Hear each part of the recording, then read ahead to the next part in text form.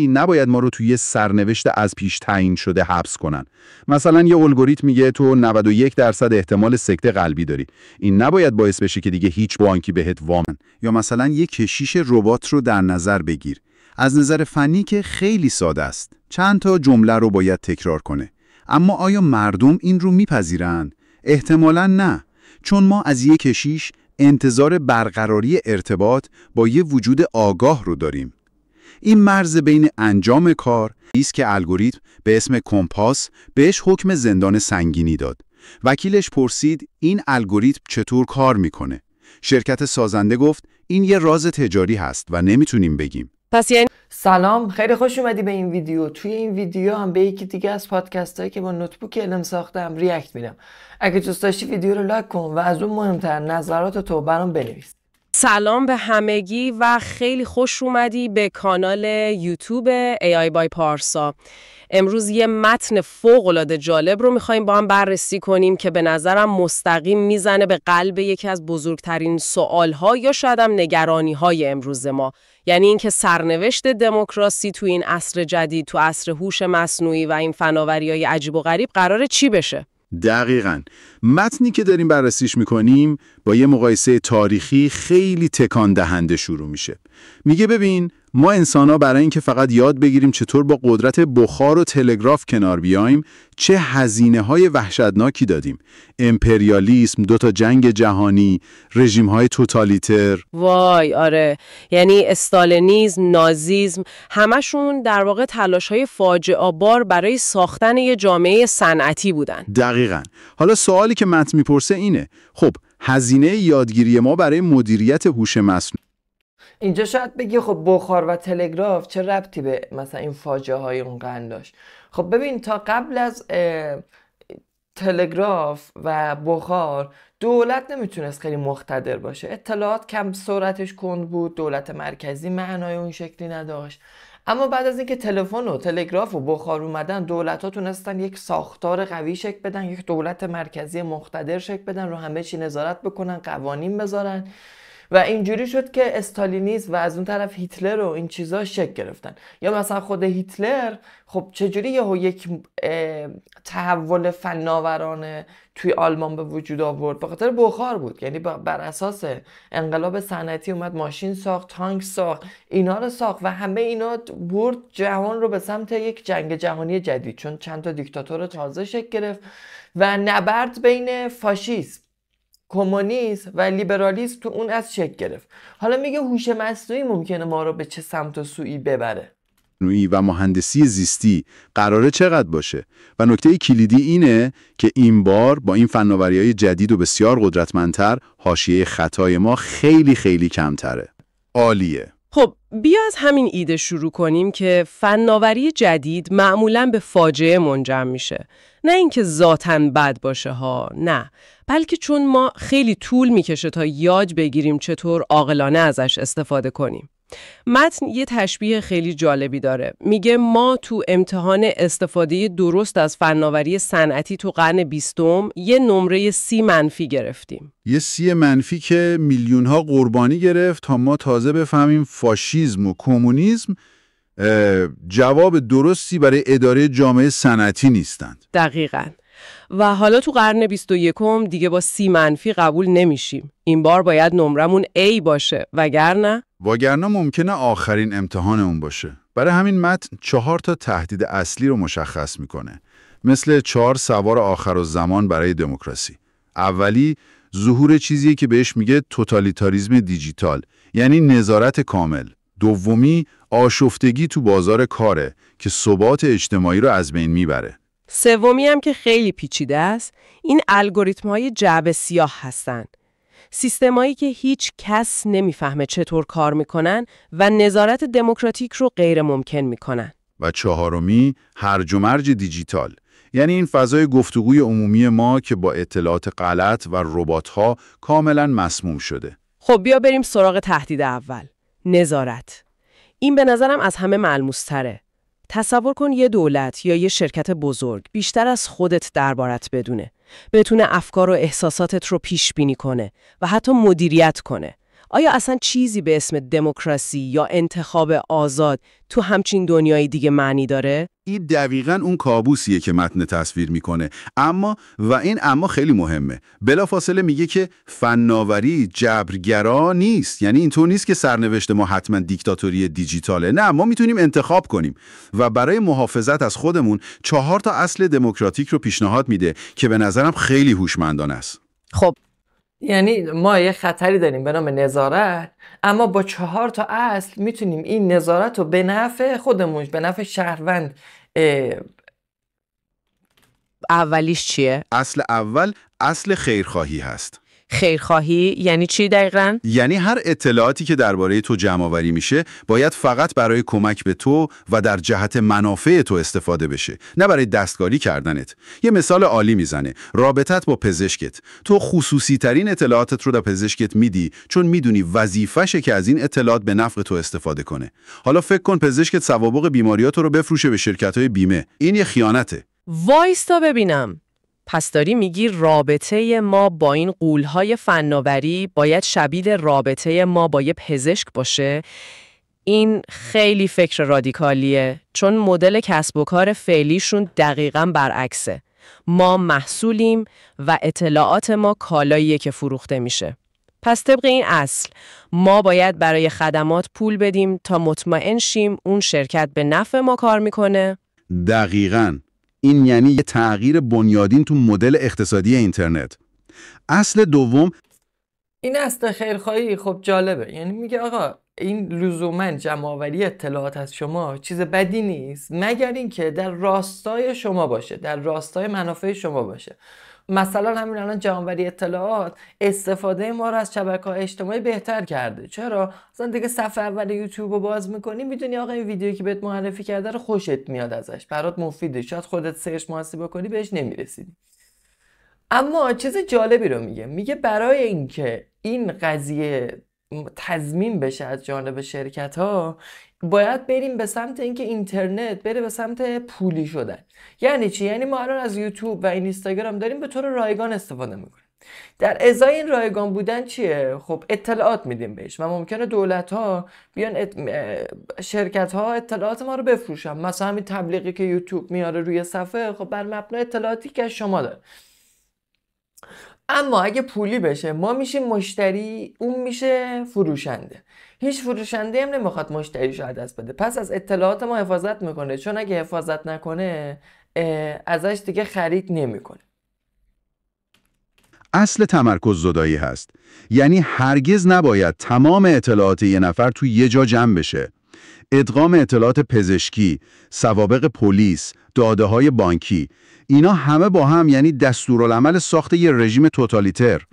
متن یه جمله جالب داره، میگه کمی ناکارآمدی بهای ناچیزی برای حفظ آزادی است. این ایده که یک کم ناکارآمدی برای آزادی خوبه دقیقاً برعکس چیزیه که سیلیکون ولی سالهاست داره به ما میگه. اونا همیشه دنبال بهینه‌سازی و یکپارچگی همه چیزن. پس ما باید عمدن جلوی این بهینه‌سازی رو بگیریم. عجیبه، ولی وقتی به خطراتش فکر میکنیم منطقیه. کاملاً. اصل سومم خب این اصل دوم به نظر یکی از مهمترین اصلاه، این که نذاریم اطلاعاتمون یک پارچه بشه. اینجا یک مسیر باریکی وجود داره. ما باید برای جلوگیری از این کار دولت رو محروم بکنیم به این که به تمام اطلاعاتمون دسترسی داشته باشه. اما یعنی چی؟ یعنی که آقا مثلا پلیس اطلاعاتش به بیمه وصل نباشه، بیمه اطلاعاتش به مالیات وصل نباشه، مالیات اطلاعاتش به تامین اجتماعی وصل نباشه. مثلا دارم میگم اگه این اطلاعات با هم یک پارچه بشه، شما مریضی کلیه داری، به پزشکت گفتی، پزشکت میره به بیمه میگه، بیمه میگه خب من تو رو بیمه نمیکنم، بعد پلیس از اون طرف استفاده های دیگه میکنه یا چیزای این شکلی. یعنی این اطلاعات باید از هم جدا باشه. شرکت ها و اون داده های اطلاعاتی ما باید جدا از هم باشه. ما توی سیاست کلاسیک اومدیم چیکار کردیم؟ تفکیک قوا ایجاد کردیم. یعنی اومدن گفتن آقا زندان دست قوه قضاییه باشه، نمیدونم کارهای اداری کشور دست رئیس جمهور باشه، کلیسا و این چیزا دست پادشاه باشه. حالا تو سیستم‌های سنتی پادشاهی چرا؟ چون از تمرکز قدرت توی یه جا میترسیدیم. الان هم دقیقا با همچین خطری مواجهیم، ولی خطر دیجیتال. یعنی باید یه کاری بکنیم که این شرکت ها تبدیل نشن به یه چیزی که اطلاعات ما رو به هم متصل بکنن. مثلا توی کشور خودمون داریم میبینیم دیگه، سامانه میسازن، تو میری توش، مالیات توشه، تامین اجتماعی توشه، همه چی توشه، تحصیل توشه. خب این اتفاق بدیه. یا تو مثلا تو کشورهای مثل ایران، البته تو آمریکا هم فکر کنم ایلان ماسک همچین ایده هایی داره، مثلا میان سوپر اپلیکیشن میسازن مثل اسنپ یا ویچت توی چین. خب این سوپر اپلیکیشن ها چیه؟ مثلا شما همین اسنپ رو در نظر بگیر، میدونه تو کجا میری کجا میای، خب میدونه چه غذایی میخوری چه غذایی نمیخوری. بعد تازه اطلاعات زیری داریم ما، مثلا اینکه تو کجا میری کجا میای، یه اطلاعات خود این که این چه ویژگی هایی از تو رو افشا میکنه. یه بحث تو چه غذایی میخوری یه ویژگی هایی رو از تو افشا میکنه، از منطقه زندگیت، از وضعیت سلیقت، از توان مالیت. بعد بخش پزشکی داره. خب تو میری توش با دکتر صحبت میکنی، ممکنه اطلاعات پزشکیت لو بره. و دارو، هزار چیز، یعنی دارویی که داری میخری اونجا ثبت میشه. یهو مثلا یه دونه چت و مکالمه هم داشته باشه، تبدیل به خدای ما میشه، یعنی همه چیزمون رو میدونه. پس در بخش سیاسی باید اجازه ندیم شرکت ها متصل به هم باشن، یعنی بیمه وصل باشه به پلیس، پلیس وصل باشه به قوه قضاییه. چون دولت به بهونه اینکه این کارایی داره و من به تو خدمات بهتری میدم، کاربردش بهتره و این چیزا، میاد چیکار میکنه؟ میاد ما رو فریب میده. اما در واقع این یه خطره. تو مسئله بعدی هم اینه که نذاریم شرکت‌های خصوصی سوپر اپلیکیشن بسازن. خیلی جالبه. بهش میگه اصل تقابل.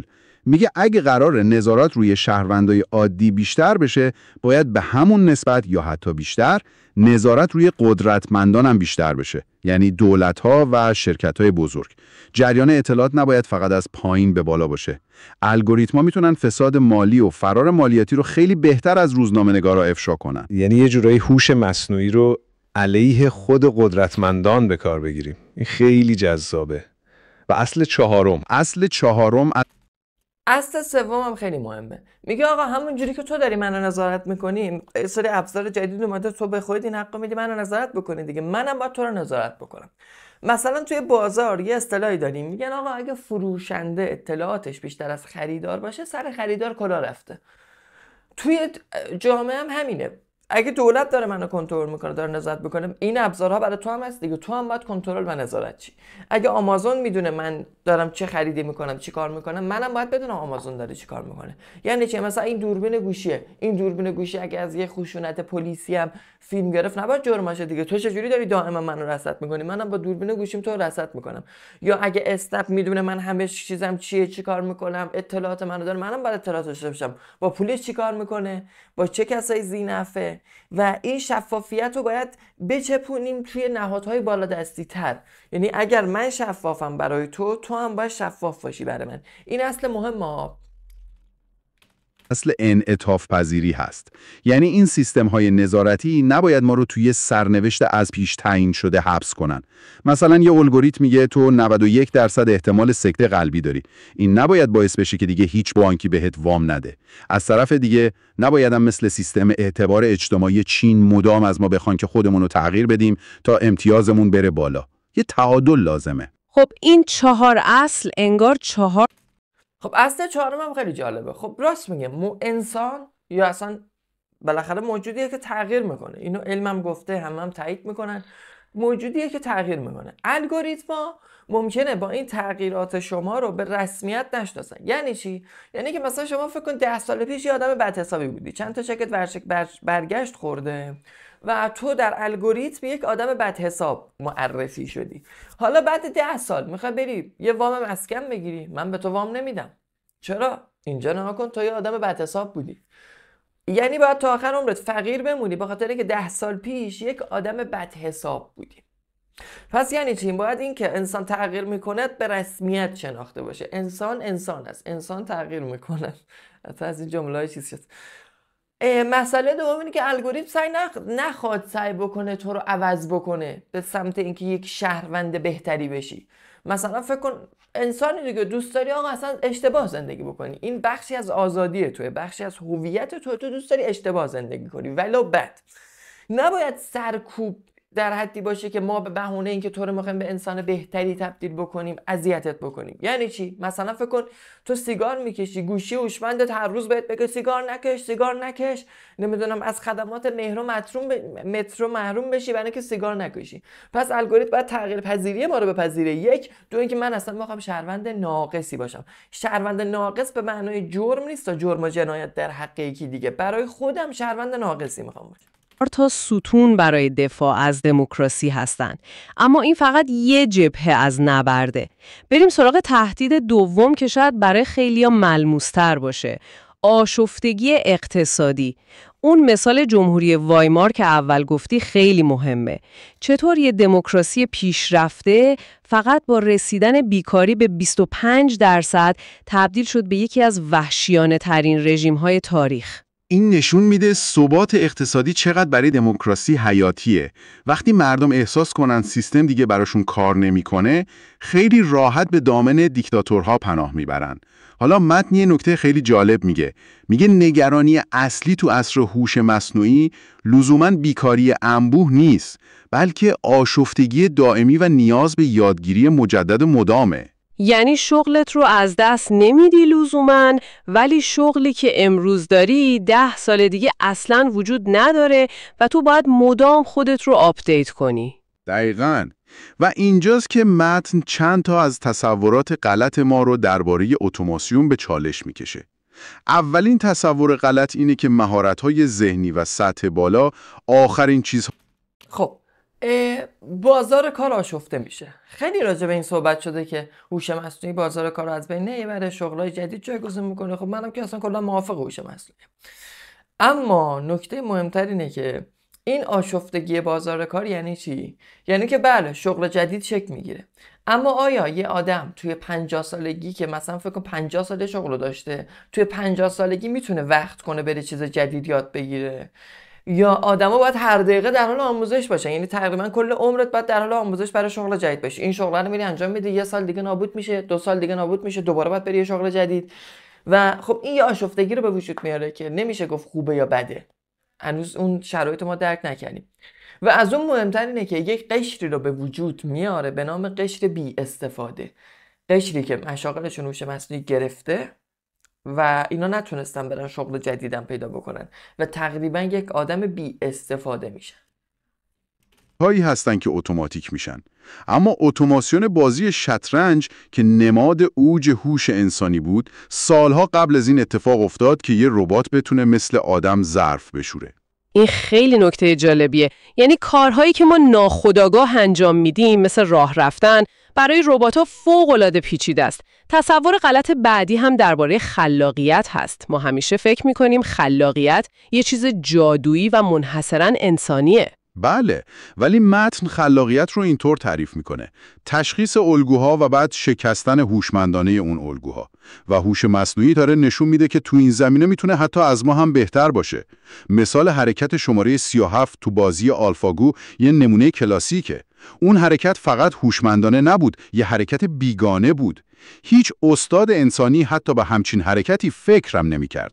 یعنی هوش مصنوعی الگوی کاملا جدید خلق کرد. و سومی اینم بارها گفته شده دیگه. اول که هوش مصنوعی اومد ما میگفتیم خلاقیت، هنر و احساسات در امانن، ولی رو اولین نقطه‌ای که دست گذاشت همین خلاقیت و هنر و احساسات بودن.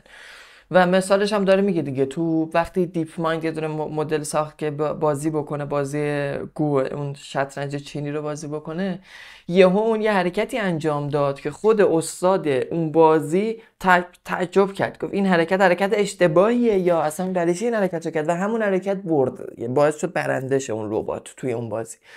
و این نشون میده که خلاقیت و شهود و احساسات ما هم تحت خطر بوده. وقت این تصور غلط که شاید از همه بحث برانگیزتر باشه در مورد هوش هیجانی هست.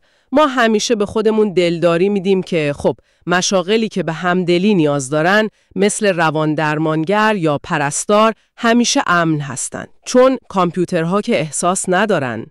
اما تحقیقات جدید این ایده رو هم دارن به چالش میکشن. متن به یه مطالعه اشاره میکنه که نشون داده چت جی پی تی تو پاسخ به سناریوهای عاطفی از انسانهای معمولی بهتر عمل کرده. حتی بیمارا چتبات رو همدلتر از پزشکان انسانی ارزیابی کردن. دلیلش هم جالبه. هوش مصنوعی احساسات مزاحم، خستگی یا قضاوت‌های شخصی خودش رو نداره که مانع درکش بشه. میتونه 100% روی تو متمرکز باشه. من اینو میفهمم، ولی آیا همین احساسات مزاحم بخشی از انسان بودن نیست؟ این یه سوال عمیق‌تر رو مطرح میکنه. ما از دیگران واقعاً چی میخوایم؟ حل مشکل یا ارتباط با یه موجود آگاه دیگه؟ ما مسابقات المپیک ربات‌ها رو تماشا نمی‌کنیم چون چیزی که برامون مهمه دیدن تلاش و درد و شادی یه انسان دیگه است. دقیقاً. یا مثلا یه کشیش ربات رو در نظر بگیر. از نظر فنی که خیلی ساده است. چند تا جمله رو باید تکرار کنه. اما آیا مردم این رو میپذیرن؟ احتمالاً نه. چون ما از یه کشیش انتظار برقراری ارتباط با یه وجود آگاه رو داریم.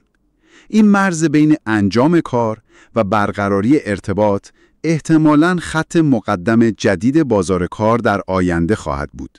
و تمام این پیچیدگی‌ها ما رو میرسونه به سومین تهدید بزرگ، غیرقابل درک بودن سیستم.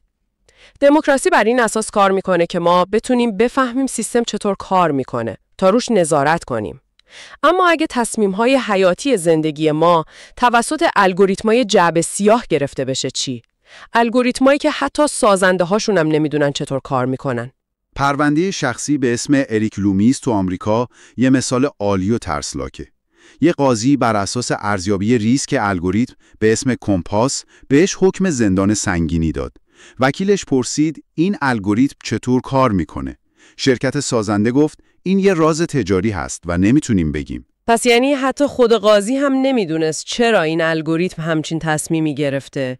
این عملاً یعنی واگذاری قدرت قضاوت به یه ماشین که هیچ کس نمیتونه ازش سوال بپرسه. این خود فرسایش دموکراسیه. دقیقاً. و حتی اگه قانونی به اسم همین جعبه سیاه بودن هوش مصنوعی، مثلا حالا توی وام و بیمه این چیزا که مثال زدیم، فکر کن داریم روز به روز به سمت بازارهای دیجیتال بیشتر میریم دیگه. یعنی هی داره آنلاین شاپ ها بیشتر و بیشتر میشه. خب یک چیزیه برای اینکه مردم ازش پول به دست بیارن. حالا خب رتبه‌ای که توی سرچ گوگل به دست میاری یا توی ساجستشن یوتیوب و اینستاگرام در میاری مستقیما به پولی که تو به دست میاری ارتباط داره. حالا فکر کن تو یه آنلاین شاپ میزنی، همه چیش اوکیه، ولی الگوریتم تو رو ساجست نمیکنه و تو هم جایی نیست که بری بپرسی چرا منو ساجست نمیکنی، چرا من پول در نمیارم. دیگه مثلا مغازه فیزیکی هم نیست که بری بگی آقا از این بره خیابون میرم اون بره خیابون بیزینسم موفق میشم. میگه آقا چرا با من مشکل داره؟ هیچ جعبه سیاهه، نمیتونی بفهمی. و از البته خب میگم همینقدر که ما داریم خطراتو داریم میگیم، تمام اینها راه حل‌های دیجیتال هم داره برای اینکه این اتفاقات نیفته، ولی فعلا روی بدبینی داریم میریم جلو و اینا الگوریتم هم میشه فهمید توش چه خبره، چرا مثلا اینجوری شده. حتی الان یه ذره سخته برای خود شرکت هم فهمیدنش، اما در کل خب یه همچین خطری هم وجود حق توضیح داشته باشیم. آیا ما واقعا توانایی درک اون توضیح رو داریم؟ تصور کن یه الگوریتم برای رد درخواست وام تو به هزاران متغیر نگاه کرده. از مدل گوشی تو درصد شارژ باتریت گرفته تا سرعت تایپ کردنت. ذهن انسان اصلا برای پردازش این حجم از داده طراحی نشده. این واقعا آدمو به فکر فرو میبره و این ناتوانی در فهمیدن مستقیم ما رو به تهدید نهایی میرسونه. هرج و مرج دیجیتال. وقتی دیگه نتونیم واقعیت رو از دروغ تشخیص بدیم و وقتی فضای عمومی ما پر از انسان‌های تقلبی بشه، چطور میتونیم گفتگوی دموکراتیک داشته باشیم؟ این شاید فوری ترین تهدید باشه. فضای آنلاین ما دیگه یه فضای گفتگوی انسانی نیست، پر از ربات‌ها، ترول‌ها و اخبار جعلیه. متن به یه تحلیل اشاره میکنه که تخمین زده حدود 20 تا 29% محتوای توییتر توسط ربات‌ها تولید میشه. یعنی از هر 4 یا 5 نفری که تو بحثا میبینی یکیشون اصلا انسان نیست. و هدف خیلی از این ربات‌ها هم فقط ایجاد تفرقه و خشمه، چون الگوریتم‌ها به محتوای جنجالی پاداش میدن. خب راه حل چیه؟ متن یه راه حل خب آره دیگه، الان گفتگو توی فضای وب خیلی فرق کرده با چند سال پیش. یکی اینکه به قول این چیز وجود داره، ربات وجود داره و منهای ربات آدم‌هایی وجود دارن که الگوریتم شناختن، فهمیدن که آقا مثلا اینو بگو هرس مردم دراد و ویو بگیر. خب این باعث شده که گفتگو برای کشف حقیقت و این چیزا نباشه. ولی توی بحث درون خودمون از بین ربات هم که صرف نظر بکنیم، مثلا توی همین ایکس الان هست دیگه، دو نفر با هم سر یه چیز اختلاف نظر دارن، سریع فکت چک میکنن از مثلا هوش مصنوعی توییتر و هوش مصنوعی ایکس و دعواشون حل میشه. پس یعنی مقدار بحث کردن آدم ها و جدال هم دیگه برای کشف حقیقت کمتر شده. توی گفتگوها به یک مرجعی که احساس میکنیم تمام چیزها رو درست میگه مراجعه میکنیم و آتیش گفتگو میاد پایین. ولی خب خطر اصلی اون سایبریا، ربات‌ها و اینا.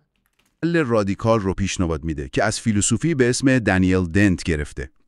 دنت میگه همونطور که تولید پول تقلبی غیرقانونیه، تولید انسان تقلبی هم باید غیرقانونی بشه. یعنی ربات‌هایی که وانمود میکنن انسان هستن. ربات‌ها آزادی بیان ندارند. این یه ایده خیلی مهمه. آزادی بیان برای انسان هاست. این ایده جالبیه. اما آیا اصلا اجراییه؟ چطور میشه یه ربات رو از یه انسان تشخیص داد وقتی خود پلتفرم‌ها از تعامل ربات‌ها سود میبرن؟ این دقیقاً چالش اصلیه و نیاز به قوانین جدی داره. باید پلتفرم‌ها را مجبور کنیم ربات‌ها را علامت‌گذاری کنن. و علاوه بر این، باید خود الگوریتم‌ها را هم تنظیم کنیم. به جای اینکه برای حداکثر کردن درگیری کاربر بهینه بشن، باید برای ترویج گفتگوی سالم‌تر تنظیم. خب خیلی ممنون که این ویدیو رو دیدی. اگه دوست داشتی نظراتت رو برام کامنت بکن و